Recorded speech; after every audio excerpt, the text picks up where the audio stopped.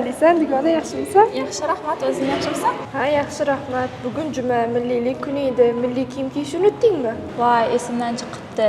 Nega sen doim milliy kiyimda yurasan? Chunki milliylik bu oddiy kiyim emas. Biz odatda oilamiz bilan millicha kiyinib yuramiz. Sen-chi o'zing nega doim bunday zamonaviy kiyimlarda yurasan? Menga shu qulay.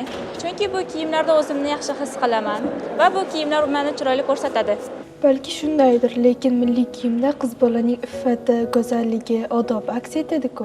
Bilmadim, lekin senga juda ham milliy kiyim yarashadi. Qo'ysang-chi, sen ham sinab ko'r. Rostdanmi? Kel, sinab ko'ramiz. Menga qara-chi. Nima qilyapsan? Rasmga olyapman, before after qilamiz. Ha, milliy kiyim juda ham yarashar ekan menga. Oldingidan ham chiroyli bo'lib ketding. Rahmat.